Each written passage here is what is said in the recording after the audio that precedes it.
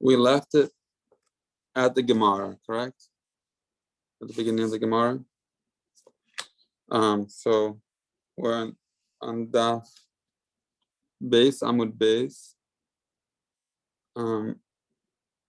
And again, we're talking about the general idea here is that certain, so you have a left-right marriage, right, where if a brother passes away without having children, then male children, then the brother can go ahead and marry his sister-in-law, and so that the brother can, the one that passed away, can have a descendant. And there are all these exceptions to when we don't do yibum, which is actually consecrating the marriage, or chalitza, which is when it's kind of like a divorce, and the woman is free to marry anybody else. There are all these exceptions, right, which have to do primarily with erva, right, where forbidden relationships, and also any co-wives, rivals, also get exempted. And then there was the last case we were talking about of miyun. Miyun is a situation where there's a rabbinic marriage, I guess, betrothal. There's a rabbinic where a minor girl is married off to somebody, but then when she becomes, I guess, mature, she is allowed to, I guess, quote unquote, like refuse that arranged marriage, and that's kind of like a rabbinic level marriage and a rabbinic level divorce.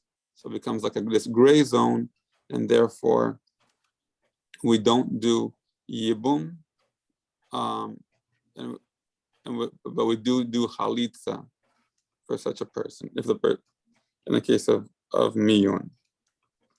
Okay, for somebody who could do miyun, I guess, and doesn't do it. So, okay, so anyway, so now we're in the Gemara. Michdi. Kulu me'achot isha yalfinan litnei achot isha bereisha. The Gemara asks a question with regard to the order of the Mishnah's lists. Now, since the halacha that all of these women with whom relations are forbidden are exempt from left-right marriage and exempt their rival wives, is derived from the case of a wife's sister, as demonstrated later, let the Mishnah teach the case of a wife's sisters first, and only afterwards mention the other instances which are derived from that halacha. Okay, again, Tana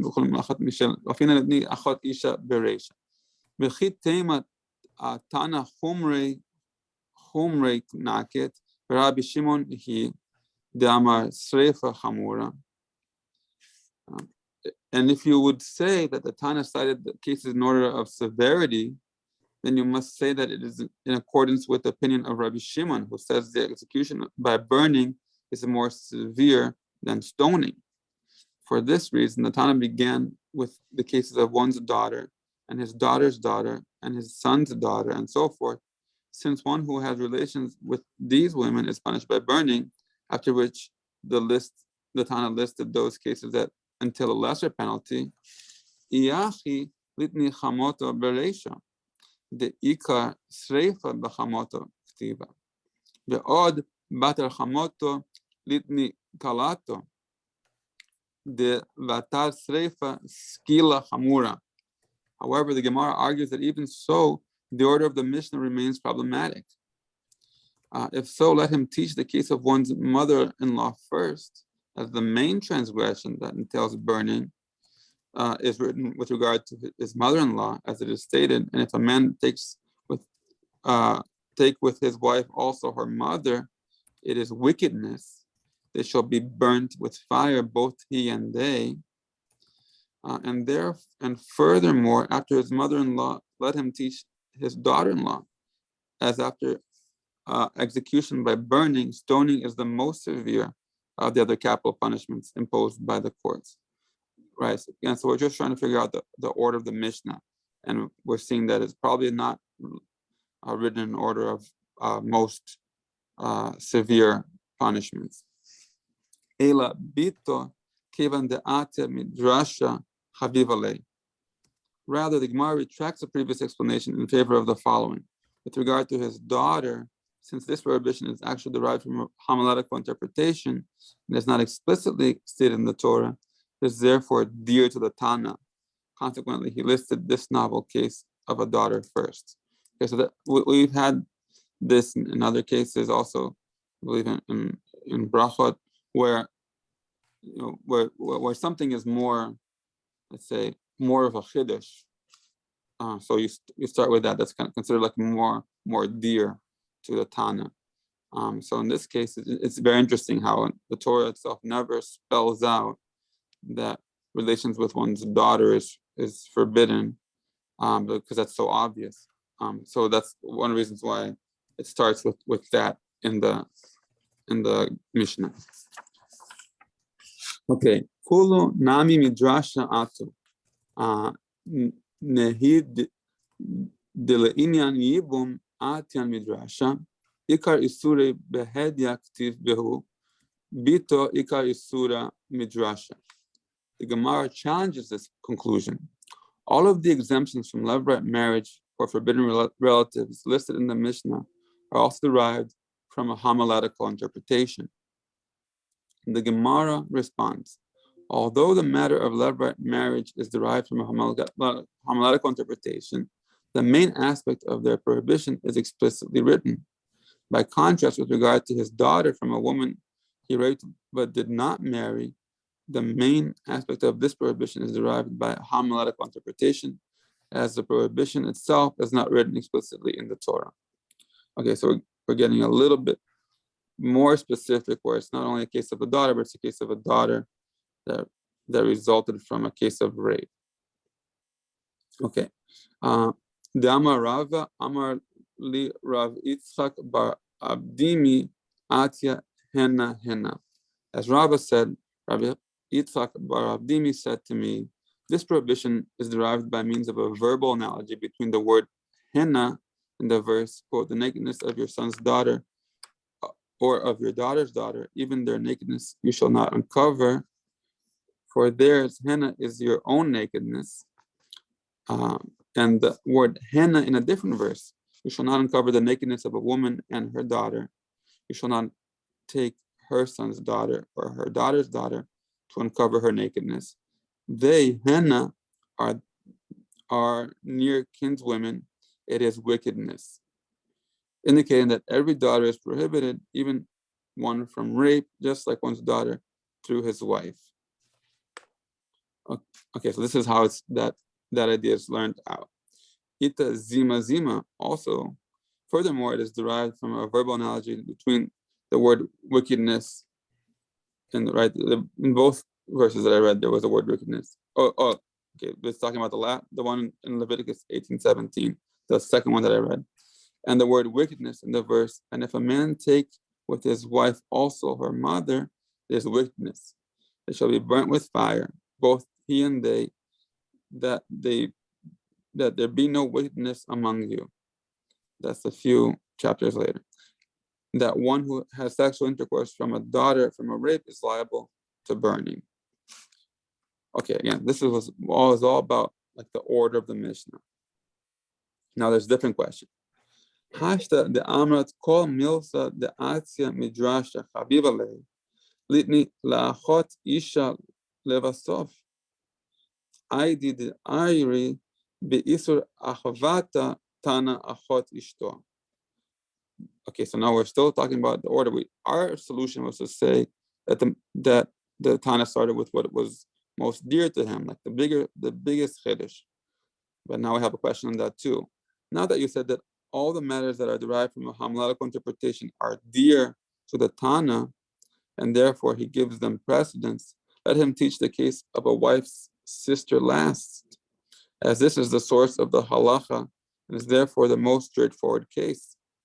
The Gemara responds, since the Tana was dealing with the prohibition with regard to different types of sisters, he also taught together with them the prohibition with regard to his wife's sister. Okay, so this is also something common in also found in Brachot. Once you're on a topic, you keep going with that topic. Okay, so it's not that not everything that's listed in the Mishnah is in order of what's most dear to the Tana. The first one is, but once you already gone to a topic, then you continue that topic and then you move on to something else. Okay. Litniya lehai bava labesof ela tana kurve nakit tana bito ubat bino dikrove atzmo. The Gemara asks, but if so, let him teach this entire section involving sisters at the end when he mentions a wife's sister. Rather, the Gemara rejects the above answer in favor of an alternative explanation. The Tana cited the cases in order of closeness. The Mishnah is ordered in accordance with the relative closeness of the various incestuous relations. How so? The Tana taught the cases of one's daughter, the daughter of his daughter, the daughter of his son, who are his own blood relatives. Okay, so this is even a better answer. It's not in order of what's most dear to the Tana. It's just in order of of the closest relationship. The quote biggest incest, so to speak. Where it starts with one's daughter and then the daughter's daughter and so on, and then it moves on to the son, and then I guess to the mother-in-law or whatever. So that's the order. ID the Tana shlosha dorot lemata diday Tana nami shlosha dorot lemata dida. The ID the Tana shlosha dorot lemata dida Tana shlosha dorot lemala dida.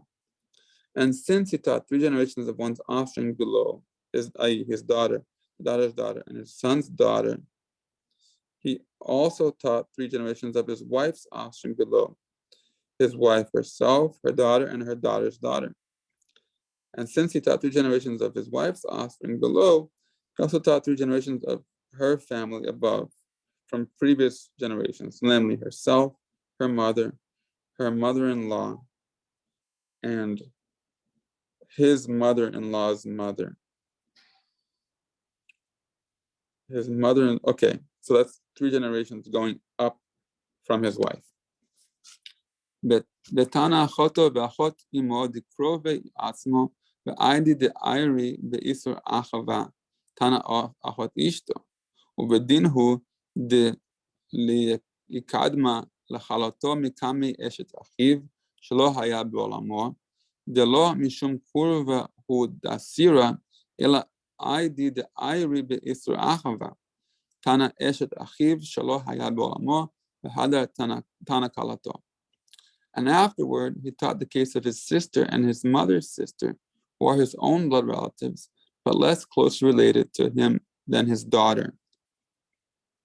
And since he was dealing with the prohibition with regard to his sisters, he also taught the case of his wife's sister.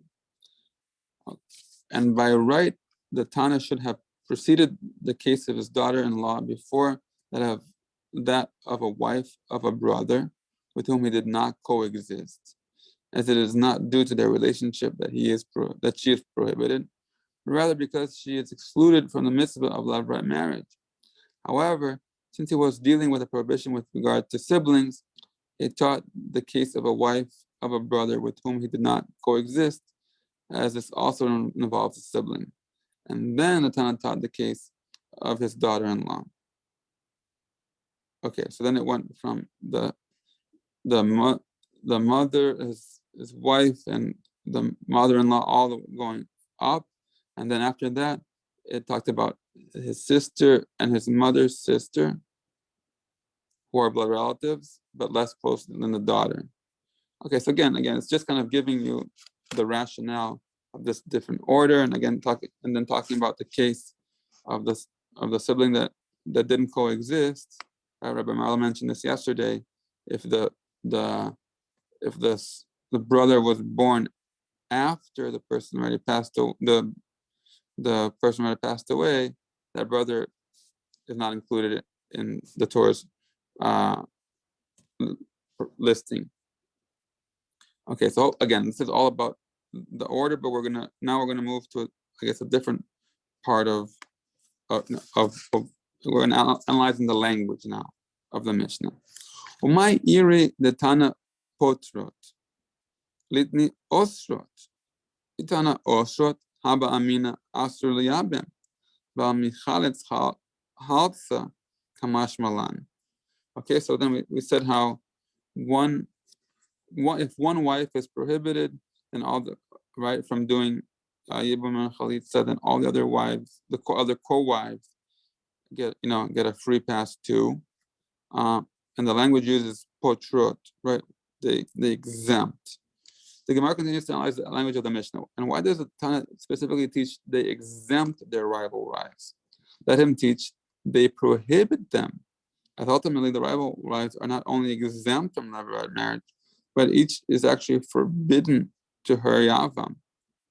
Right? It's like much more, it's severe. It's not just don't do it, it's actually erva.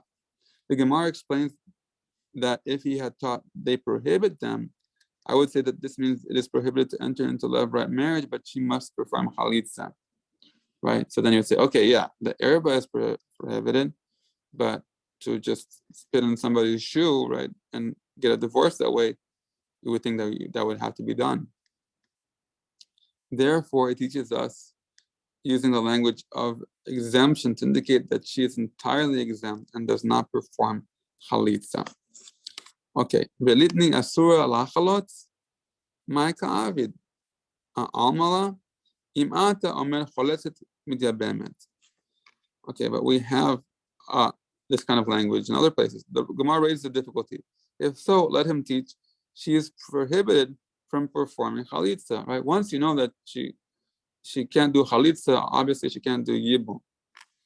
The Gemara rejects the suggestion. It is impossible to formulate the halacha in this matter, as even if they perform chalitza, what has he really done? What is wrong with a man allowing a woman to take off his shoe? Oh no, they're questioning the actual halacha. So why not do chalitza? What is wrong with a man allowing a woman to take off his shoe, which is the act of chalitza? Consequently, it is not possible to state prohibited from performing chalitza. The Gemara asks, why not? There is in fact a prohibited element here.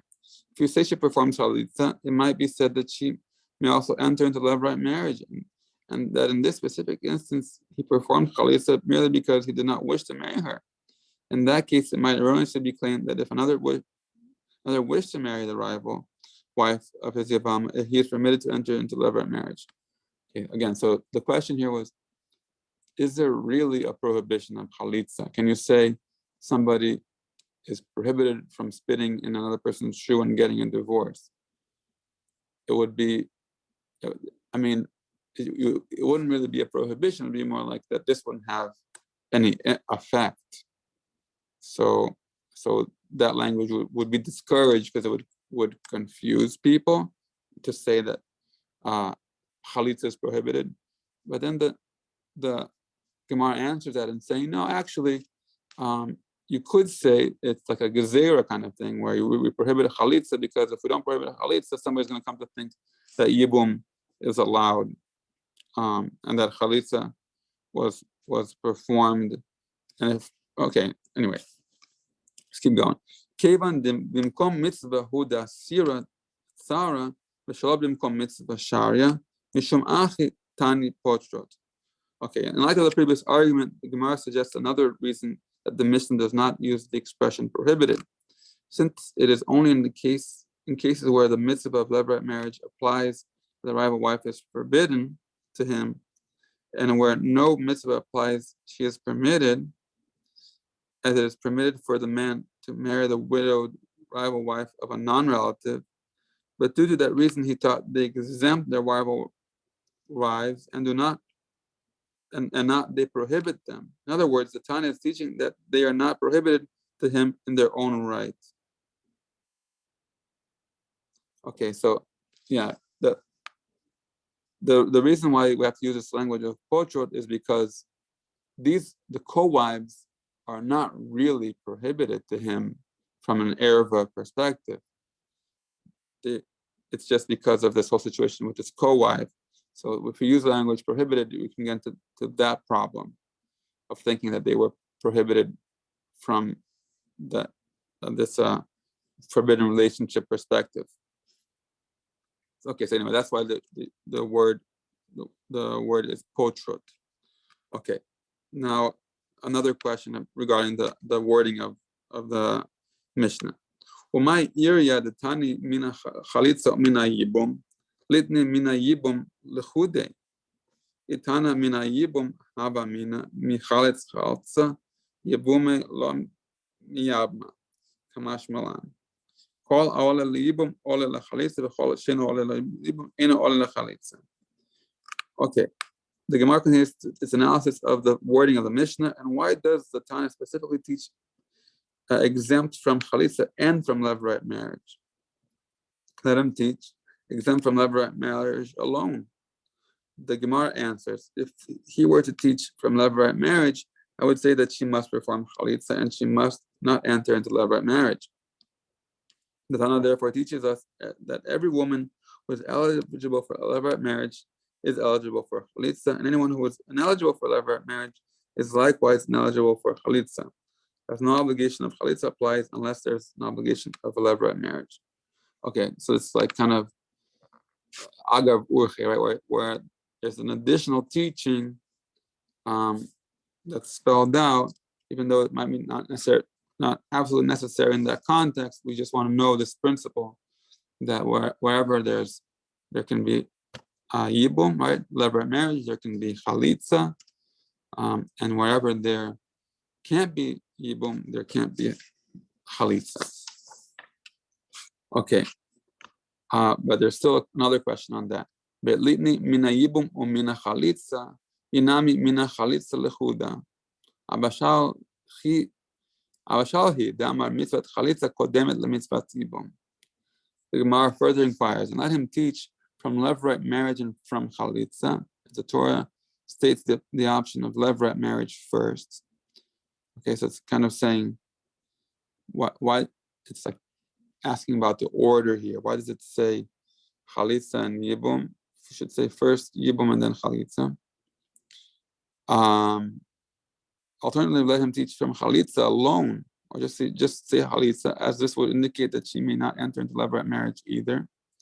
Gemara answers, the Mishnah is accordance with the opinion of Abba Shal, who said the mitzvah of chalitza takes precedence over the mitzvah of levirate marriage, as he maintains that one who does not enter into levirate marriage for the sake of heaven transgresses the prohibition against marrying one's brother's wife, and therefore it would be better in every case to perform chalitza.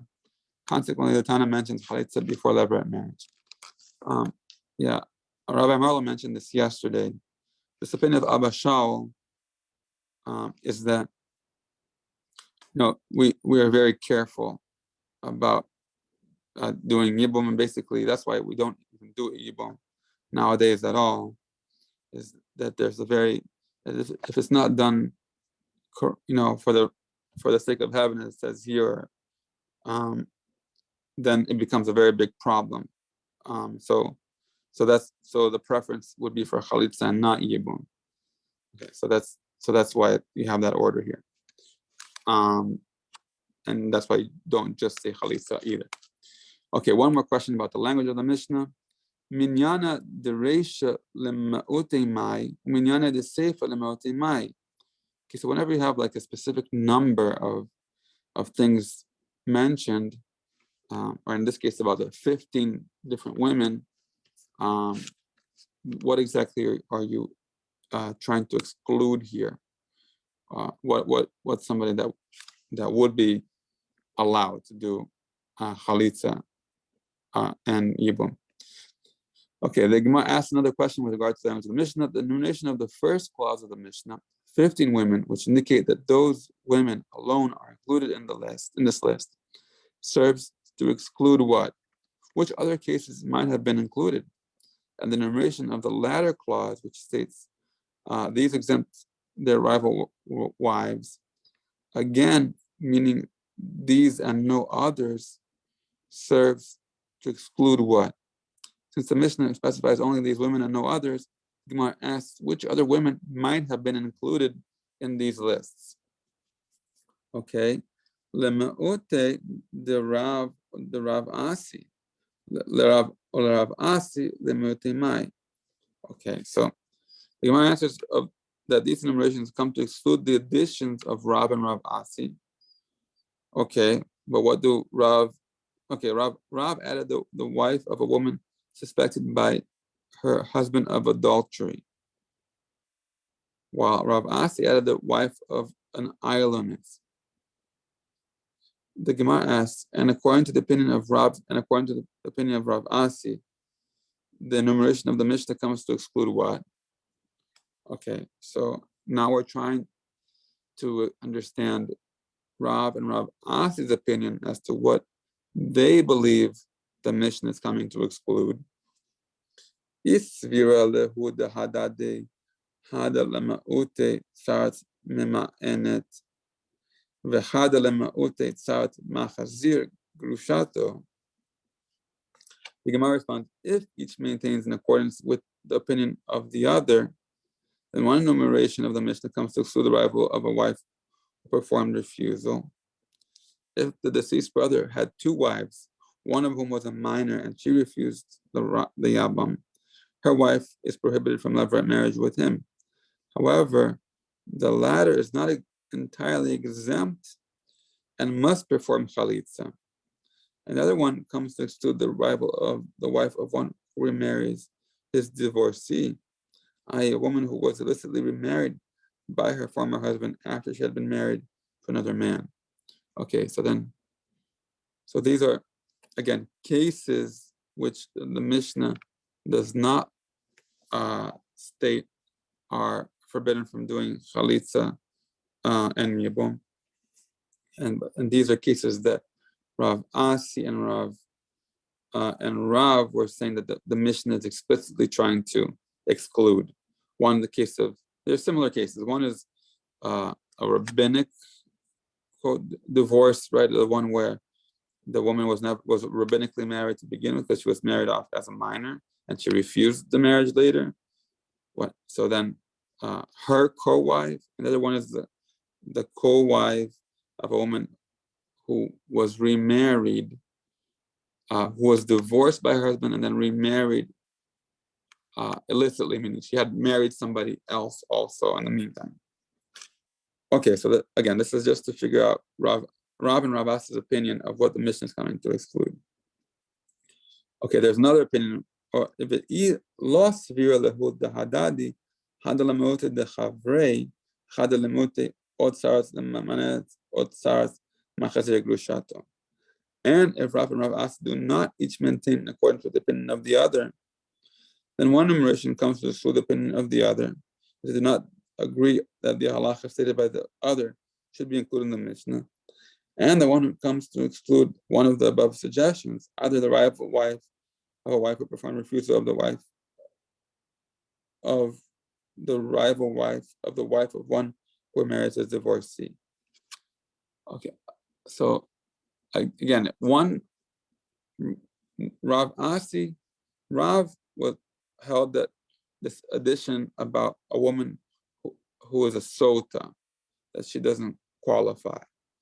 And Rav Asi held about the opinion of a co-wife of an islandess, right? The islandess was this woman who did not have any signs of actually being able to give birth, any feminine signs. So if they don't hold by each other, then you could say that whatever is not enumerated is the other person's addition. But then also these other cases that were mentioned above. Again, this is just to kind of figure out what everybody feels the Mishnah is coming to exclude. Rav Asi, listen, Gemara asks, if so, the opinion of Rav and according to the opinion of Rav Asi, let the Tana teach these cases. Since in these opinions there are more than 15 women to whom the principle of the Mishnah applies, why weren't they all stated by the Tana of the Mishnah? The Gemara answers they were not taught because they do not completely fit all of the halachic rulings here. Okay, so Okay, so again, like it's saying, if Rav and Rav Asi, I guess if the Mishnah is going according to them, I guess that's what it's saying. Let the Tana teach those opinions also here. Yeah, again, this is seems like a very kind of minute thing. But if you're thinking that Rav and Rav Asi's opinion, if you're trying to read this Mishnah as going according to Rav and Rav Asi, then why aren't you, like, again, that was like kind of a subcategory within this whole discussion, that if the Mishnah itself is going like Rav and Rav Asi, then why aren't you including their opinion? And the answer is, well, their opinion regarding these additional cases don't exactly fit. Okay, and for why the Gemara elaborates. This is because they do not involve the case of a rival wife of a rival wife. With regard to the 15 women listed, the discussion of the Mishnah concerning rival wives and rival wives of rival wives is appropriate. However, the two cases cited by Rav and Rav Asi do not leave room for such deliberations, as both a sota and an islandess are exempt and forbidden equally to all of the brothers, because their prohibition does not result from a familial relation to one of the living brothers, but from a personal issue relating to the women themselves.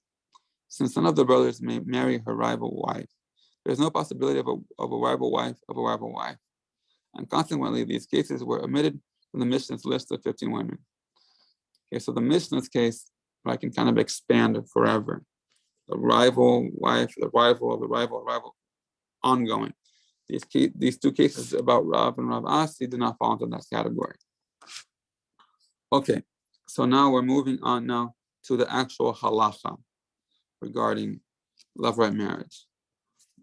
Mana hani mile.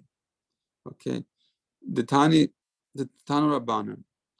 Isha elachota lo tikach litzor legalot ervata aleya bechayeya. Aleya ma Talmud lomar. After analyzing the order of language of the Mishnah, the Gemara discusses the halachot themselves. From where are these matters that if one's forbidden relative comes before him for love-right marriage, he is prohibited from marrying her rival wife derived? Yeah, actually, that was, I had this question. It doesn't seem like a straightforward thing that says in the Torah. Right? Why? How do we know this? That just because a woman is forbidden, that all the co-wives who have no issue at all of erev, forbidden relation, why are they not allowed? Why are they exempt from love-right marriage just because they happen to be, yes, married to the same man, living in the same household as this woman who happens to be whatever the sister of the brother or something like that from the father's side or mother's side. Anyway, so again, so how do we get this? How do we know this idea that a co-wife is exempt? From where are these matters derived?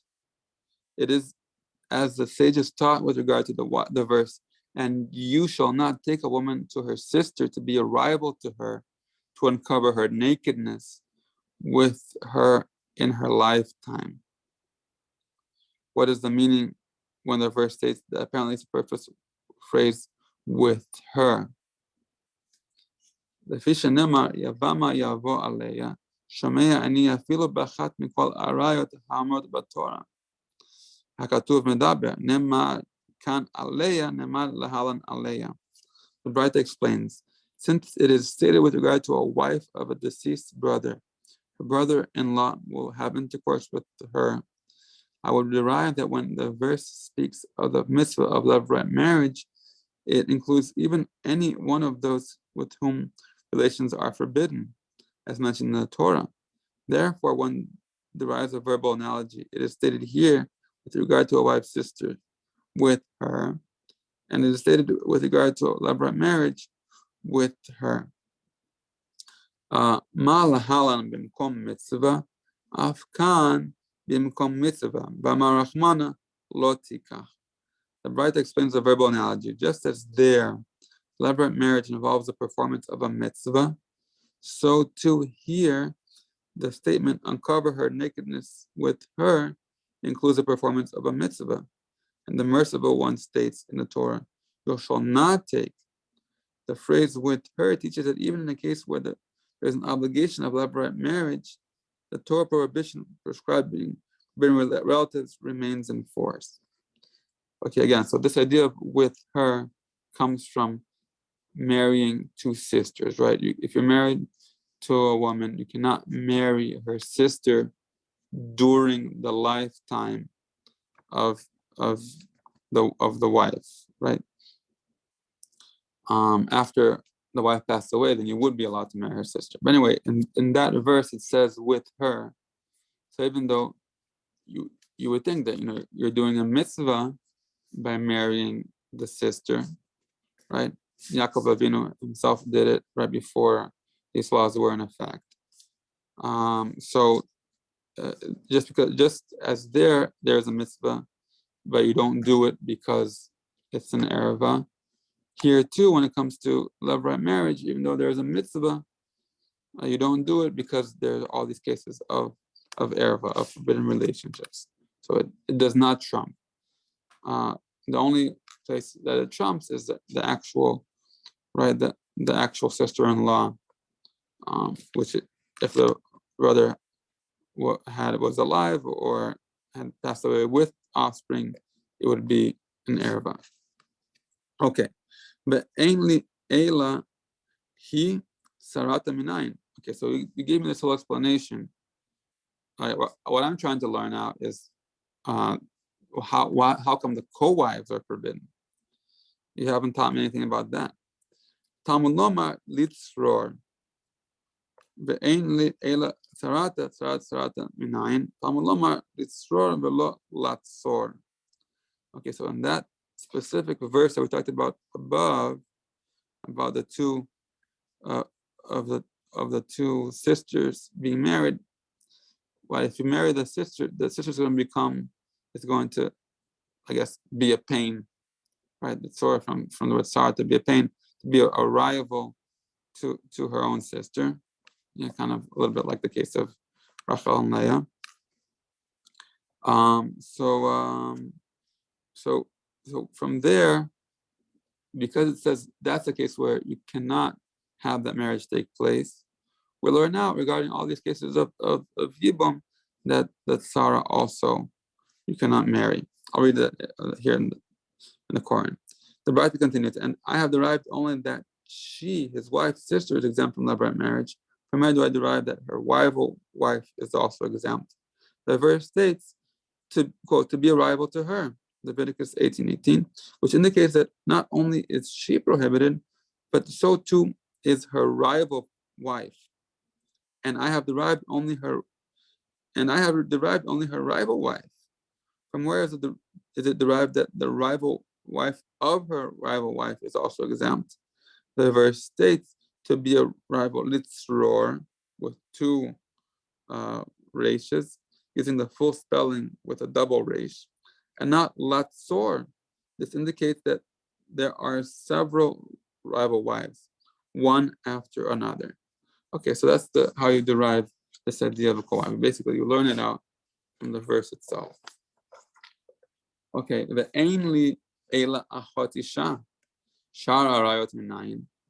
Okay, so we weren't able to get away so quickly. The Gemara is now saying, okay, you gave me a proof from wife's sister, but what about everybody else? Amarta ma achot isha miyuchedet shehi erva echayavin al zadona karet bal shgagat chatat ve'asur leyabam af kol shehi erva echayavin al zadona karet bal shgagat chatat asur leyabam. So basically, because it's the same level of punishment for all other kinds of erva, this is, you can derive that this prohibition applies to all of them. But again, I'll read it inside the Quran. And I have derived from this verbal analogy only that the mitzvah of levirate marriage does not apply to a wife's sister. From where is it derived that the same applies to the other women with whom relations are forbidden? You can say as follows: just as the case of a wife's sister is specific in that she is a forbidden relative, and this is a prohibition for whose intentional violation, i.e., for intentional sexual relations with her, one is liable to receive karet, and for whose unwitting violation, one is liable to bring a sin offering, and she is prohibited to the Yavam in levirate marriage. So too, with regard to all women with whom relations are forbidden by a prohibition for whose intentional violation, one is liable to receive karet, and for whose unwitting violation, one is liable to bring a sin offering. They are prohibited to the Yavam in levirate marriage.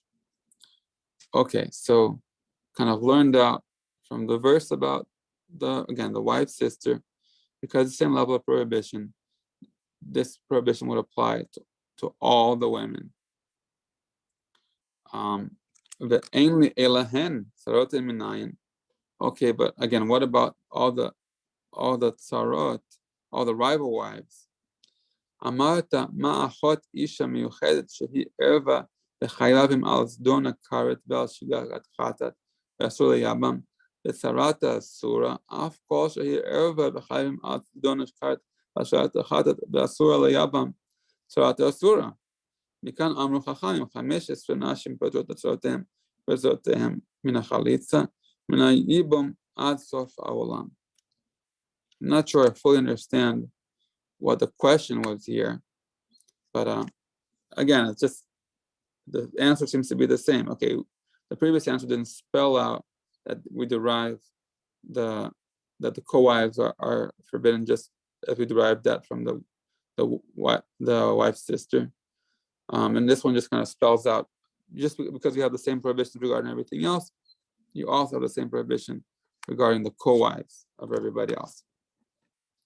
So I'll just read again. From the Bible continues, and I have derived only the case of those women themselves to whom relations are forbidden. From where it derives that their rival wives are also exempt from levirate marriage. We can say as follows: just as the wife's sister is specific in that she is a forbidden relative, and this is a prohibition for whose intentional violation one is liable to receive karet, and for whose unwitting violation was liable to bring a sin offering, and she is prohibited to the Yavam in levirate marriage, and her rival wife is likewise prohibited. So too, any woman with whom relations are forbidden, this is a prohibition for whose intentional violation one is liable to receive karet, and for whose unwitting violation one is liable to bring a sin offering. And this woman is one who is forbidden to the Yavam, her rival wife is likewise forbidden. The Braita concludes, from here the sages stated that 15 women exempt their rival wives and the rival wives of their rival wives from chalitza and from levirate marriage forever. Okay, Yachol she'ani merabe afrish arayos chamuros me'elu she'yihiu tzaroteim asuros. One might have thought that I should include in this principle even the 6 women with whom relations are forbidden, that are more severe than these. Okay, yeah, so we're excluding the obvious cases of the person's own family, one's mother, his father, sister, and so on, as is stated later in a later Mishnah, since they too are forbidden by the prohibition of kares. This will mean that their rival wives should likewise be prohibited to enter levirate marriage with this Yavam as forbidden rival wives. Yeah, that makes sense. So the 15 cases are basically all derived from people that are related to his wife, right? I think for the most part, right? Or his siblings, children, relatives. But there are some cases that are much more obvious, like one's mother, father, sister, so on, and those weren't spelled out in that first Mishnah. Why not?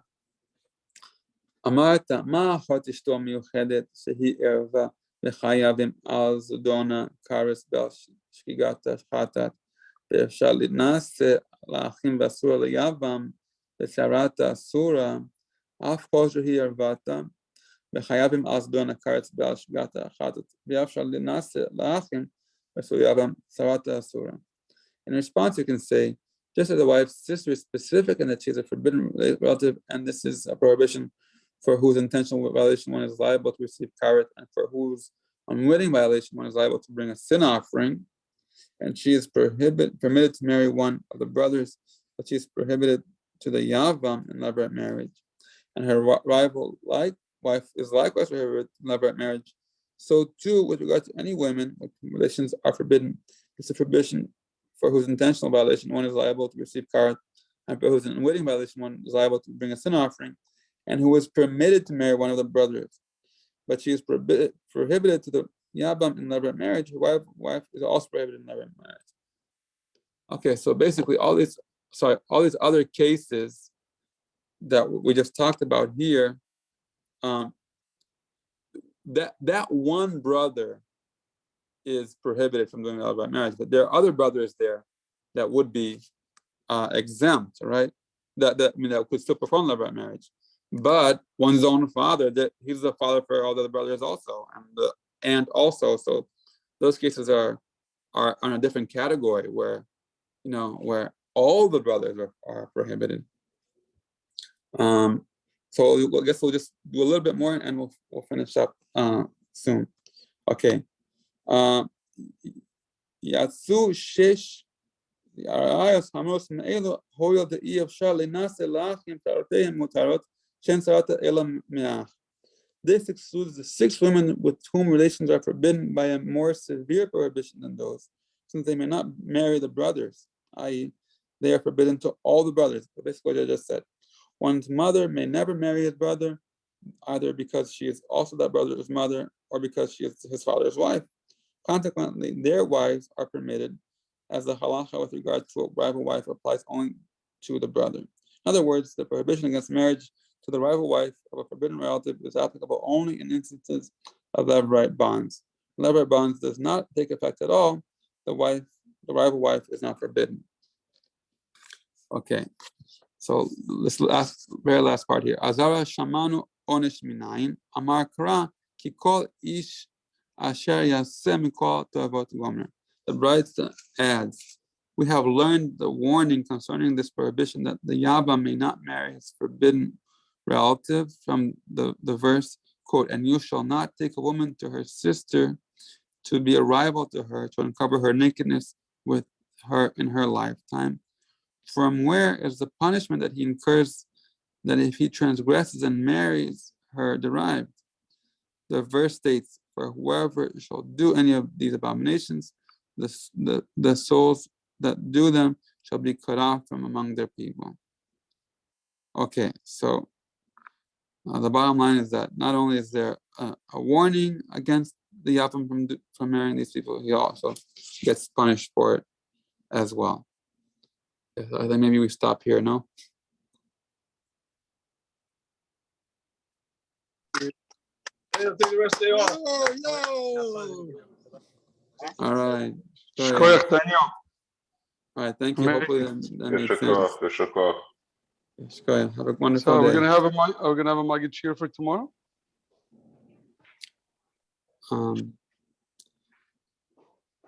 But I guess this is the 24-hour. This is the 24-hour warning, Daniel. Okay. Thank you, Daniel. All right. So I'll try to come in person if there's nobody else.